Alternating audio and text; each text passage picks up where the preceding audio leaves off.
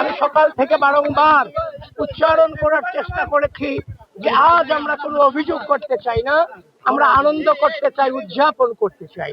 সকাল থেকে এক নাটক মঞ্চ দেখছি, বিএনপি পন্থী শিক্ষক এবং কর্মকর্তা যারা আছেন তাদের কাছ থেকে চমৎকার নাটক মঞ্চ লক্ষ্য করছি, এটা খুবই দুঃখজনক। প্রিয় সাংবাদিক বৃন্দ, ইতিমধ্যেই রোকেয়া হল সম্পর্কে একটা গুরুতর অভিযোগ আমাদের কাছে এসেছে এবং আমি রোকেয়া হলের ভিতরে চিফ রিটার্নিং অফিসার কর্মকর্তার অনুমতি নিয়ে প্রবেশ করেছি এবং সেই ঘটনার সত্যতা আমি পেয়েছি।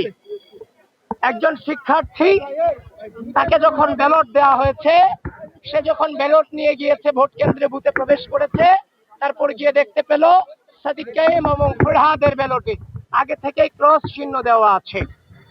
সুতরাং যেটা বর্তমান নতুন বাংলাদেশের রাজনৈতিক পরিপ্রেক্ষিতে যেটা অশনি সংকেত। আপনারা দেখেছেন ইউলেভ যে সেন্টার থেকে সকাল 8টায় শুরু হয়েছে ভোট। 8টা থেকে 10:30 পর্যন্ত কোনো ধরনের সাংবাদিককে ঢুকতে দেওয়া হয় নাই। 10:30 আমি সেখানে যাই, গিয়ে দেখি কোনো অবজারভারকে ঢুকতে দেওয়া হয় নাই।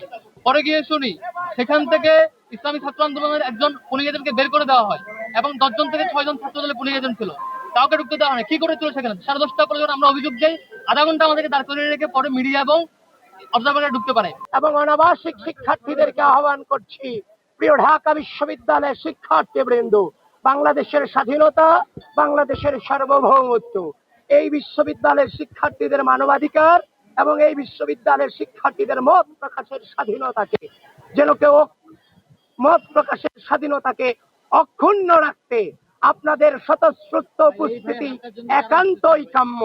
প্রিয় অনাবাসিক শিক্ষার্থীবৃন্দ, যে যে অবস্থায় আছেন, আপনারা ঢাকা বিশ্ববিদ্যালয়ের কেন্দ্রগুলোতে চলে আসেন, ভোটাধিকার প্রয়োগ করেন।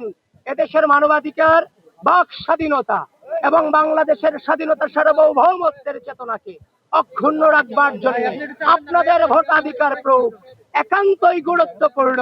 21 হলে জিয়াউর নামে এক কর্মকর্তা, আপনার নিউজে দেখেছেন, তথ্য প্রমাণ সহ সে পূর্ণাঙ্গভাবে ছাত্র দলের প্যানেলে ওই পূরণকৃত ব্যালট বক্সে দিয়েছে এবং শিক্ষার্থীদেরকে দিয়েছে তথ্য প্রমাণ সহ।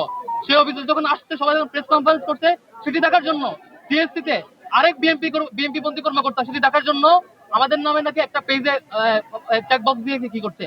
আমি এখন তার বহিষ্কার এবং গ্রেফতার দাবি করছি। টিএসসি সেন্টারে যে এই কাজ করেছে, যার ব্যাপারে কনসার্ন আছে জিএস স্টাফ, তাকে এখনই গ্রেফতার করতে হবে। আপনাদের নামে যে অভিযোগ করলো আপনাদের নামে, সেটার বিরুদ্ধে কি বলবেন? বাকশালের অভিযোগ যে আপনারা কেন্দ্রে নিয়ম শৃঙ্খলা ভোট কেন্দ্রে আমি আপনাদের সামনে বলছি, এবং প্রশাসন আপনাদেরকে, আপনারা সাংবাদিক বৃন্দ, আপনাদেরকে আমি আহ্বান করছি, আপনারা গঠনতন্ত্র করুন। গঠনতন্ত্রতে বলে দেয়া আছে পুলিং এজেন্ট এবং প্রার্থীরা ভোট কেন্দ্রে প্রবেশ করতে পারবে। এটা স্পষ্টভাবে লেখা আছে যে আপনার গঠনতন্ত্রে। ইতিমধ্যেই কিন্তু এটা ফেসবুকে প্রচারও হয়েছে, সেই গঠনতন্ত্রের ছবি, 2025 সালের গঠনতন্ত্রের ছবি। অনিয়মের অনেক অভিযোগ আমরা করতে পারতাম সকাল থেকে। 21 হলে যে কর্মকর্তা বিএনপির ছাত্র দলের পূর্ণাঙ্গ প্যানেলের চেকলিস্ট দেওয়া, ভোট দেওয়া ব্যালট বক্সে ঢুকিয়েছেন বলে অভিযোগ এবং নিউজ আসছে এবং তথ্য প্রমাণ আসছে, তাকে যেমন গ্রেফতার করতে হবে, আবার সেই ঘটনাকে ধামাচাপা দেওয়ার জন্য, ডিজাস্টার কন্ট্রোল করার জন্য এখানে তাদের পরিকল্পনা অনুযায়ী আরেক নাটক সাজানো হয়েছে যে একটা সিঙ্গেল পেজে, তারা পারলে আরো কয়েকটা পেজে করতো এই নাটক ঢাকা দেওয়ার জন্য, হয়তো কুলায় উঠতে পারে নাই। যে করেছে তাকে এখনই গ্রেফতার করতে হবে এবং পানিশমেন্ট আওতায় নিয়ে আসতে হবে।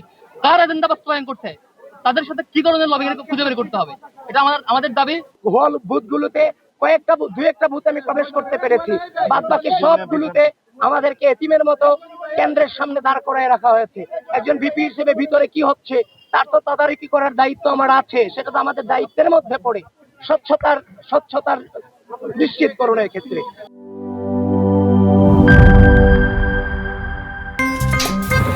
আমার একটা স্মার্ট সিদ্ধান্তে 25% গ্যাসের খরচ কমেছে। ভাবছেন কিভাবে? সাধারণ গ্যাস স্টোভ বদলে আমি এনেছি আরএফএল গ্যাস স্টোভ। এর সাইন্টিফিক নজল ও ব্রাস বার্নার ক্যাপ সমানভাবে তাপ ছড়িয়ে রান্না করে দ্রুত।